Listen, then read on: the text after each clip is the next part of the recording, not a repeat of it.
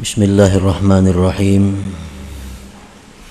Alhamdulillahilladzi nawwara qulubaz zahidin binuril ma'rifati wal yaqin fatakhsha'a qulubuhum li rabbil alamin. Asyhadu an la ilaha illallah wahdahu la syarika lahu rabbul khalqi ajma'in wa asyhadu anna sayyidana Muhammadan abduhu wa rasuluhul amin. Allahumma salli wa sallim ala sayyidil awwalin wal akhirin imamiz zahidin al-arifin sayyidina maulana Muhammadin sayyidil anbiya wal mursalin wa ala alihi wa sahbihi wa dzurriyyatihi wa atba'ihi ila yaumiddin, amma ba'du. Yang kita hormati dan kita cintai para habaib dan para alim ulama, para muhibbin, hadirin hadirat rahimakumullah. Alhamdulillah, kita panjatkan syukur kehadirat Allah Subhanahu wa ta'ala, yang mana pada malam hari ini di tempat yang penuh berkah dan rahmat ini kita dikumpulkan bersama-sama. Salawat dan salam keharibaan junjungan kita Nabi besar Muhammad sallallahu alaihi wasallam dan kepada seluruh keluarga, para sahabat, zuriat dan pengikut beliau sampai hari akhir. Para muhibbin rahimakumullah, al-hikmatul khamisatu wal arba'un minal hikamil ataiyah. Qala al-imam Ahmad ibnu Athaillah Sakandari rahimahullah wa nafa'ana bi'ulumih.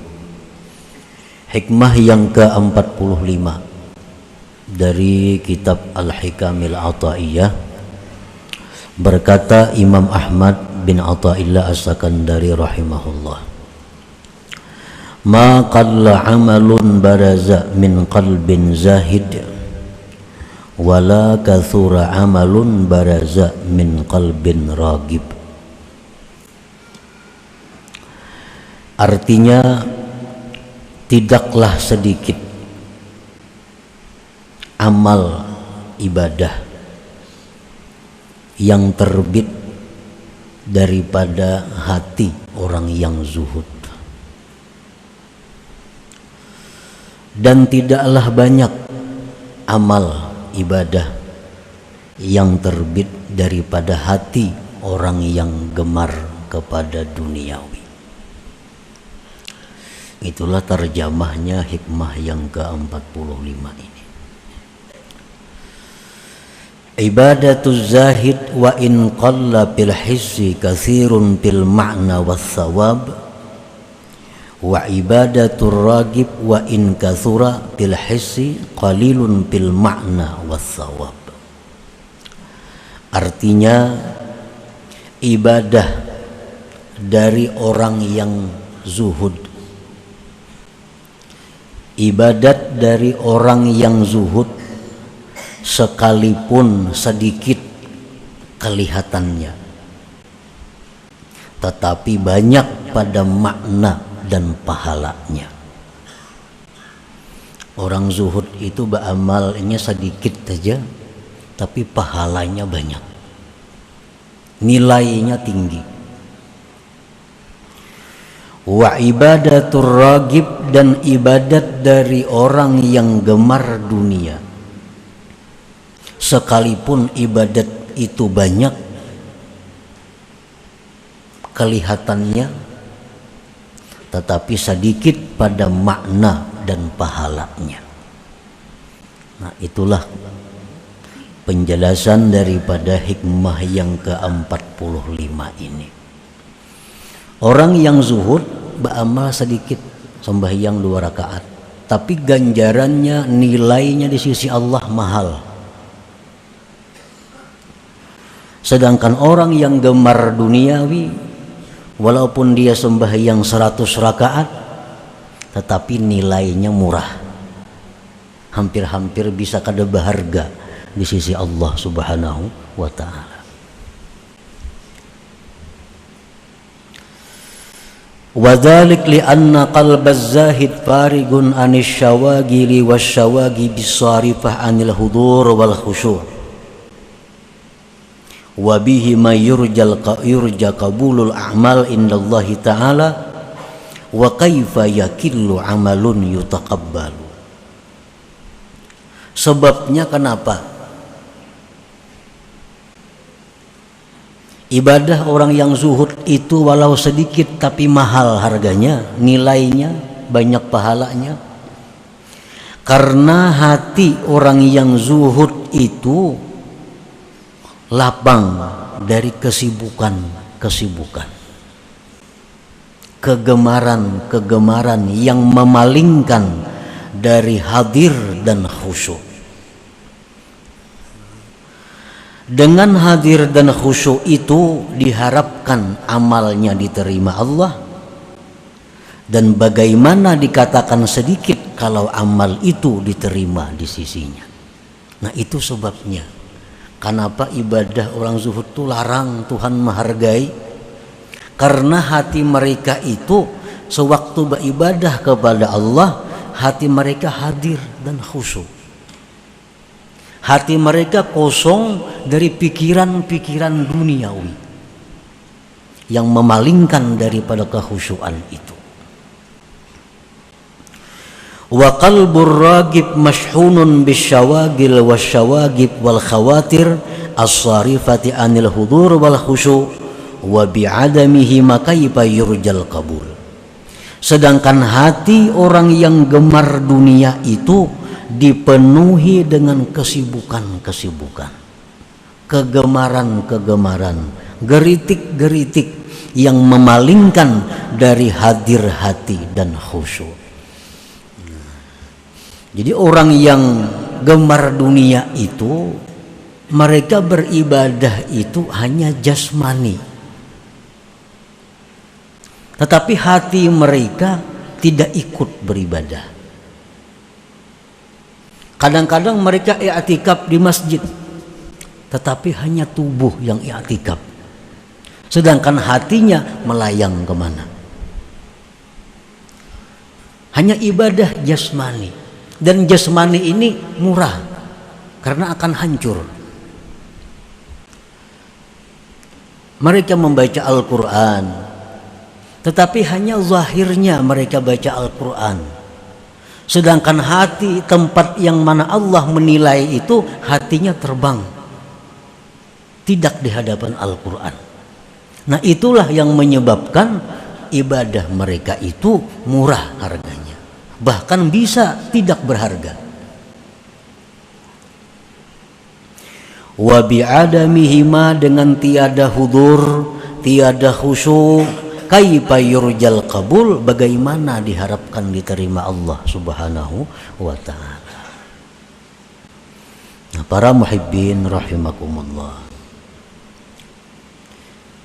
Allah Subhanahu wa ta'ala tidak memandang kepada tubuh kita, tidak memandang kepada kuatnya kita, tidak memandang kepada bungasnya kita, tidak memandang kepada pakaian kita, tetapi yang Allah pandang adalah hati mereka.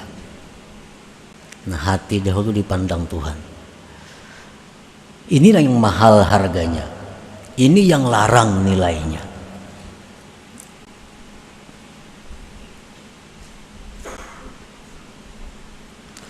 Waqad qala an-nabi sallallahu alaihi wasallam, la yaqbalullah min abdin amala hatta yashhada qalbuhu ma'a badanihi. Tidak menerima Allah dari seorang hamba amalan ibadah sehingga menyaksikan hatinya beserta badannya. Nah, jadi Allah kadang menerima amalan kita ini, yang mana hati kadang ikut beramal, hanya badan yang beramal. Allah kadang menerima itu.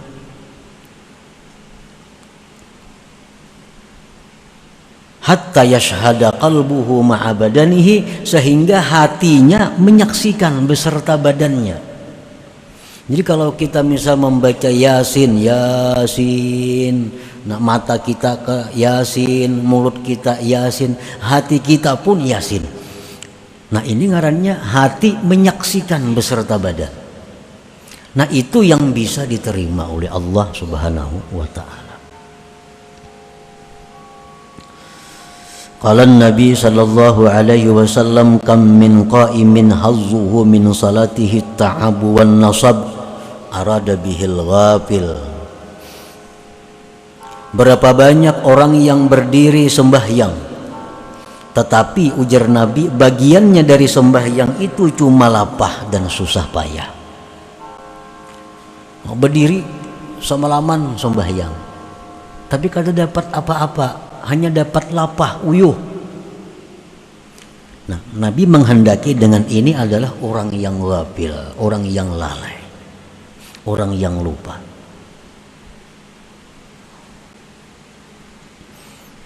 Makanya ada ungkapan dari para ulama bahwa tidurnya orang alim itu lebih baik daripada ibadahnya orang jahil.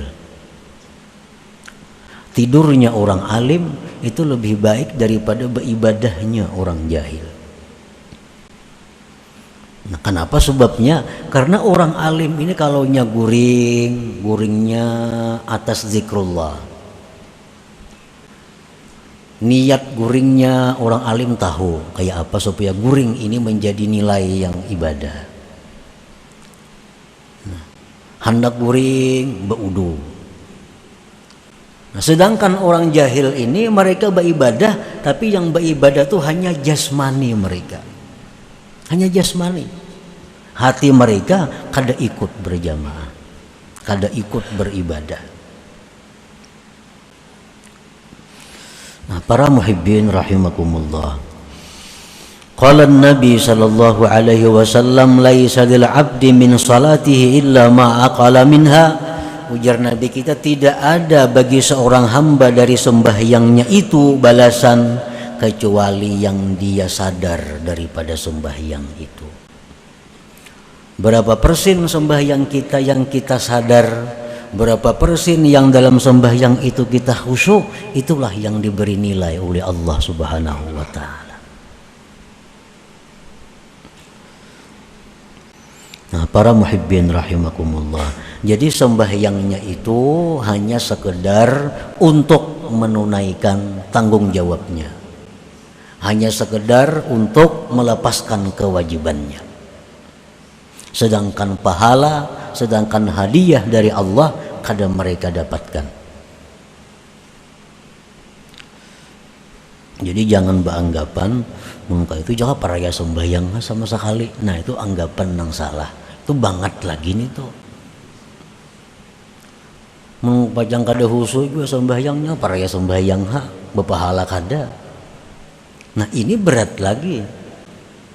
Sembahyang itu adalah menunaikan kewajiban kita.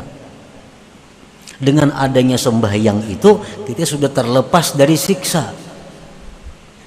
Perkara berpahala kada berpahala itu perkara lain, tergantung bagaimana kita melaksanakan sembahyang itu. Nah, sama halnya ujar seorang raja,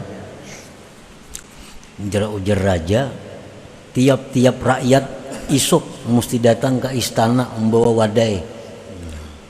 Bila kada membawa wadai datang ke istana dihukum. Maka rakyat ini berbundung-bundunglah esok hari membawa wadai. Tugasnya membawa wadai. Nyamankah wadainya, nang kada kah, nang manis kah, nang pahit kah, nang masam kah. Pokoknya bila datang ke istana membawa wadai kada dihukum. Perkara raja ini memberi hadiah, memberi ucapan terima kasih tentu kepada wadai nang nyaman. Nah, dirasai raja wadainya pahit, rasai ini kamasinan, rasai ini kada nyaman. Itu kada diberi raja apa-apa, cuma dia selamat kada dihukum karena sudah ma'atar wadai ke istana. Perkara dapat hadiah, raja kada memberi hadiah. Nah, demikianlah sembahyang kita, persembahan kita kepada Allah Subhanahu wa ta'ala. Dengan sembahyang itu kita kada akan dihukum. Tetapi apakah sembahyang itu mendapatkan faidah, mendapatkan hadiah dari Allah, tergantung sembahyangnya.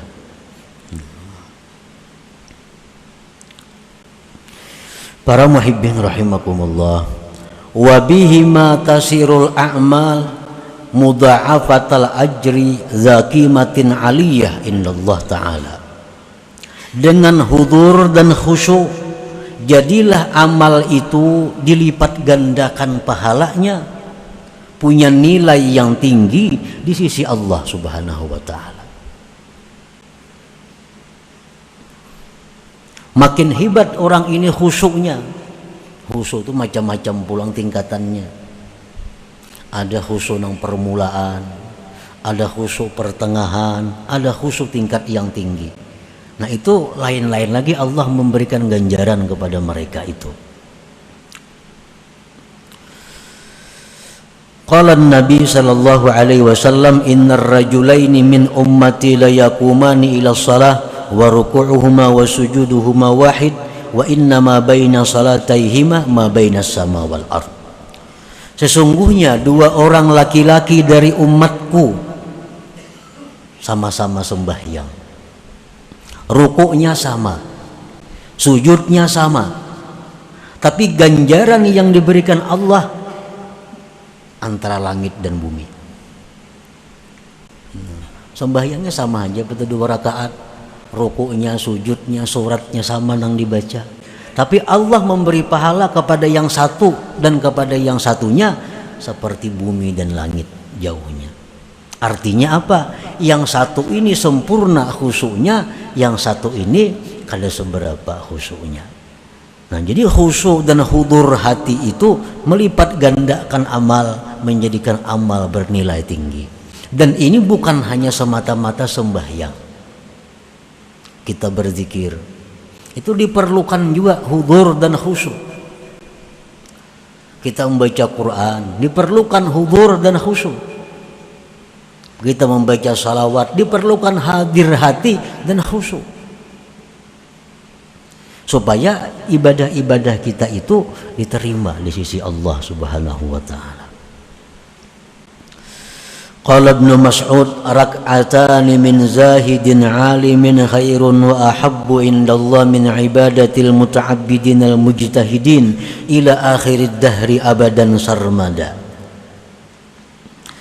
Berkata Ibnu Mas'ud radhiyallahu an, 2 rakaat dari orang yang zuhud, yang alim, lebih baik, lebih disukai di sisi Allah dari ibadah orang yang beribadah sampai sepanjang masa. Nah, orangnya zuhud, dengan sebab zuhud ini lalu hatinya kosong dari selain Allah. Sembahyangnya lalu ini sadar, sembahyangnya itu dia hadir 2 rakaat saja, nilainya lebih daripada orang yang beribadat sampai hari kiamat. Nah, 2 rakaat saja. Makanya tadi ujar Imam Ahmad, maqalla amalun baraza min qalbin zahid, tidak sedikit, artinya tidak sedikit, banyak apabila amal itu timbul dari hati orang yang zuhud. Dan amal itu sedikit bila mana timbul dari hati orang yang gemar kepada dunia. Nah, para muhibbin rahimakumullah. Qala ba'dul ulama ar-ragibu fid dunya qalbuhu ghafilun 'anillah walau kana yaqulu Allah Allah 'alad dawam. Orang yang gemar pada dunia hatinya itu lalai daripada Allah. Karena hati kita ini selalu mengingat apa yang dia cintai. Itu sudah pasti. Hati kita ini selalu mengingat dengan orang yang dicintainya. Bila yang dicintainya ini adalah Allah, maka hatinya selalu cenderungnya ke sana. Bila yang diingat ini adalah duniawi, maka hati pun cenderungnya kepada duniawi. Jadi hati kita ini cenderungnya kepada yang dicintainya. Orang yang gemar pada dunia itu hatinya lalai dari Allah, sekalipun mulutnya berkata Allah Allah selamanya. Orang berzikir Allah Allah Allah Allah Allah Allah Allah Allah Allah, tapi hatinya lalai, hatinya kemana-mana kan juga.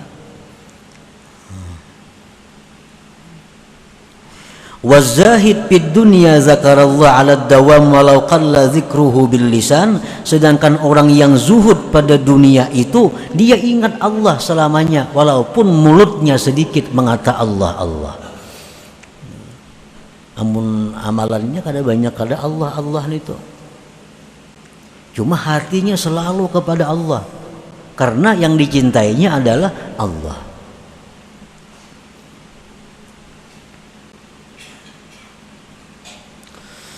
Wa ma mathalu ibadati zahid ma'a qillatiha bil hissi wa kathratiha bil ma'na wa ibadati ragib ma'a kathratiha bil hissi wa qillatiha bil ma'na illa karajulaini ahdaya lil malik ahaduhuma ahdaya qutatan sabiyatan saghiratan wal akhar ahda sakhratan kabiratan katsirah fala syakka annal malik yaqbalu yaqutatan wa yukrimu muhdiyaha wa yaruddu sakhratan kabiratan katsirah wa yuhinu muhdiyaha.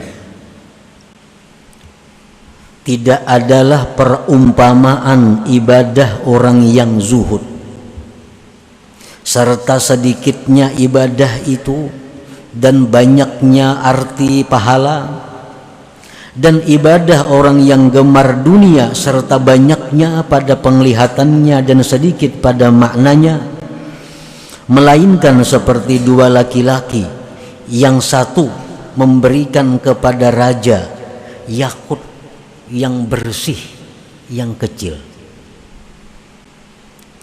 Ini dua laki-laki nang saekung ini memberi raja batu permata yakut bersih halus saja kayak burung puyuh, kayak hintalo burung puyuh. Nang satunya ini datang kepada raja membawa satrak batu, satrak batu, batu gunung.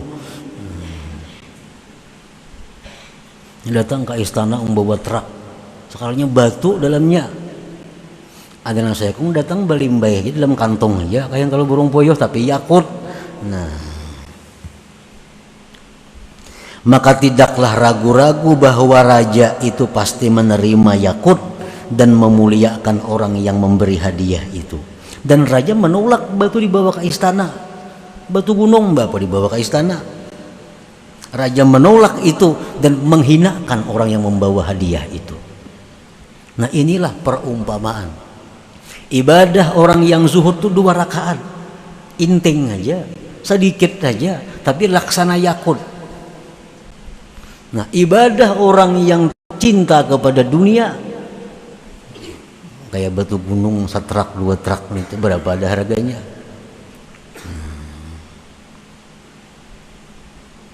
Nah, itulah perumpamaan ibadah dari manusia yang dipersembahkan kepada Allah Subhanahu wa taala. Nah, para muhibbin rahimakumullah. Nah, jadi di dalam hikmah yang ke-45 ini, pengarang hikam ini menekankan kepada kita untuk bersifat zuhud itu, supaya ibadah kita ini bernilai. Nah, supaya kita itu sembahyang, beribadah lainnya bisa menghadirkan hati kepada Allah Subhanahu wa taala. Nah, pengertian zuhud itu menurut kaum sufi, huwa bughdu kulli ma yashghalu 'anillahi ta'ala fayukhrijuhu wa yarfiduhu wa yatrukuhu fasara qalbuhu farigan amma siwallah wa bidzalik yumkinul hudur wal khusyu'. Zuhud itu artinya adalah membenci sesuatu yang melalaikan dia dari Allah. Membenci sesuatu umum, apakah sesuatu itu? Membenci sesuatu yang membuat dia lupa kepada Allah. Maka dia keluarkan dari hatinya, dia buang dari hatinya, dia tinggalkan daripada hatinya, sehingga hatinya itu kosong dari selain Allah Subhanahu wa ta'ala. Nah, ini pengertian zuhud itu. Bukan artinya zuhud itu miskin, kada tentu. Bukan zuhud ini harus fakir, kada. Orang kaya bisa zuhud. Karena zuhud ini perkara hati. Hatinya itu membuang hal-hal yang bisa melingahkan, melalaikan dia daripada mengingat Allah. Nah, itu dibuang.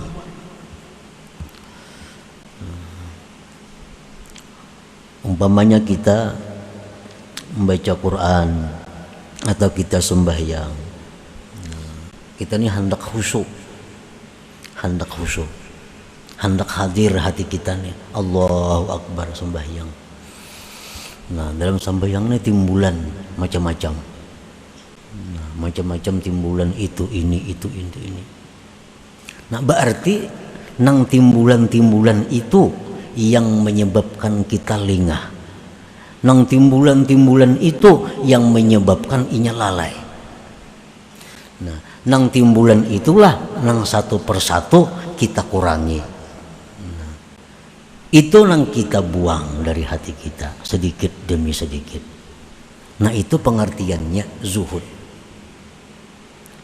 Seperti salah seorang sahabat Nabi, dia sembahyang di sebuah kebun. Sembahyang di kebun. Di waktu sembahyang, nah dia melihat kebun begitu indah, mulai berbuah. Akhirnya sembahyang kada ingat lagi 2 rakaat kah 3 rakaat kah. Nah, selesai sembahyang, laki-laki sahabat Nabi ini datang kepada Rasulullah SAW dan beliau menyatakan bahwa kebun itu, wahai Rasul, ulun wakafkan karena Allah Subhanahu wa Ta'ala. Nah, ini artinya membuang sesuatu yang membuat kita lengah, yang membuat kita lalai. Nah, jadi apa-apa yang biasa muncul di hati kita, pikiran duniawi, nah itu jangan dihiraukan lagi, karena itu yang membuat kita lengah. Nah, para muhibbin rahimakumullah, jadi bukan berarti zuhud itu kita harus membuang harta seluruhnya, bukan. Yang penting kita mengusahakan, melatih diri supaya dalam sembahyang, dalam ibadah, bahwa hati kita itu kadang mengingat kepada itu. Jakanya kalau kita diatur nih, nah, kita sembahyang ini di masjid. Nah, di masjid semuaan, awak di masjid, hati di masjid, mata di masjid, telinga di masjid. Nah, kalau kita rahatan membaca Quran, semuaan kita membaca Quran. Nah, itu nang bisa mengolah kita khusyuk. Itu nang ngarannya kita hadir hati. Selama hati kita ini terpisah dari badan kita, kemana hati itu hinggapnya? Nah, di situ nang perlu kita latih, nang perlu kita tinggalkan sedikit demi sedikit. Nah, selama kita masih mengingun itu, memelihara itu, kita akan bisa khusyuk, akan bisa hadir dalam setiap ibadah kita. Dan ibadah kita akan bisa bernilai tinggi, bernilai besar di sisi Allah Subhanahu wa Ta'ala.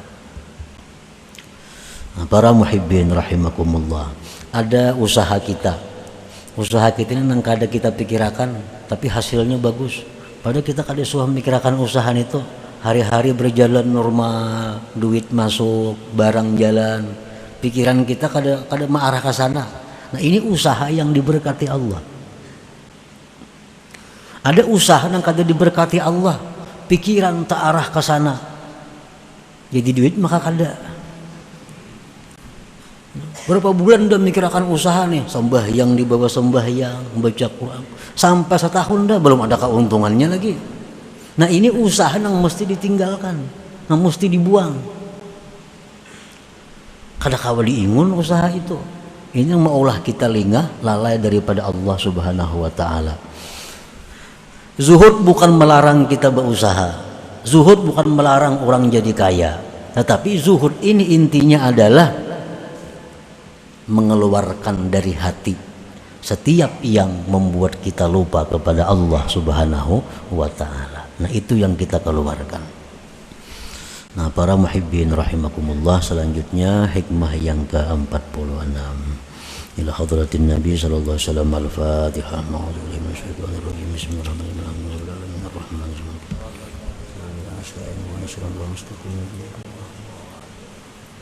Ya Allah biha, ya Allah biha, ya Allah biha husnil khatimah.